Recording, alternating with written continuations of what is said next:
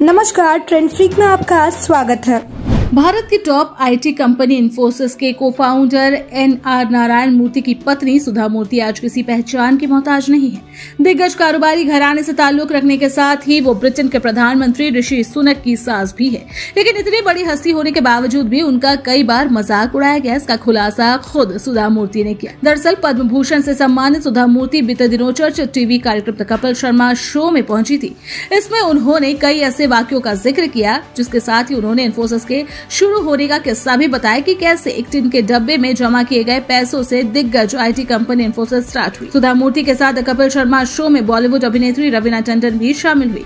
इस शो के दौरान बातचीत में ब्रिटिश पीएम ऋषि सुनक की सास ने कहा कि लाइफ में हंसी मजाक बेहद जरूरी है, नहीं तो ये बेकार हो जाती है।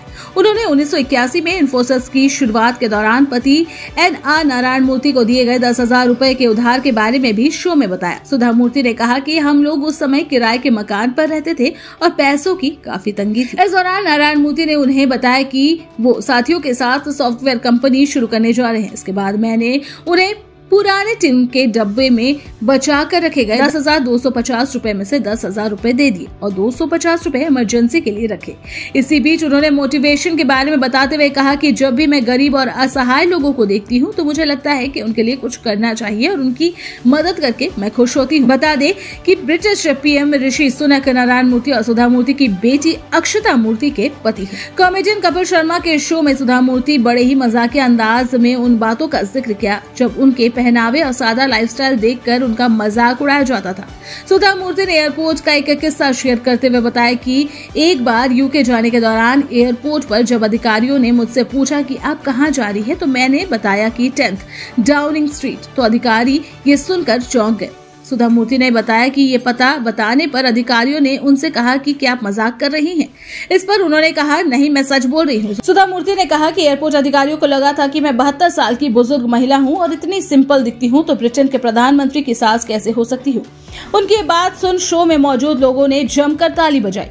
सुधा मूर्ति ने एक और ऐसे वाक्य के बारे में बताया कि हीथ्रो एयरपोर्ट पर सलवार कमीज पहनकर वो खड़ी थी। उनके पास बिजनेस क्लास का टिकट था, लेकिन जब वो बिजनेस क्लास वाली लाइन में लगी तभी वहां मौजूद 2 महिला यात्रियों ने उनके पहनावे को देखते हुए कहा, बहन जी ये आपकी लाइन नहीं, आप इकोनॉमी क्लास वाली लाइन में जाइए। उन महिलाओं की बात पर सुधा मूर्ति ने कहा कि कोई बात नहीं, मैं यहीं खड़ी रहती हूँ। तो उन महिलाओं ने बिजनेस क्लास के टिकट की प्राइस और अन्य की बातों के बारे में ज्ञान देना शुरू कर दिया। उन महिला यात्रियों ने सुधा मूर्ति से सलवार कमीज पहनने के कारण उनका मजाक उड़ाते हुए उन्हें कैटल क्लास तक कह दिया। महिलाओं द्वारा कैटल क्लास कहे जाने पर सुधा मूर्ति एकदम शांत और मुस्कुराती रही। फिर उन महिलाओं के सामने ही एयर होस्टेस ने सुधा मूर्ति को बिजनेस क्लास में सीट तक पहुंचाया तो वो महिलाएं ये देखकर चौंक गई।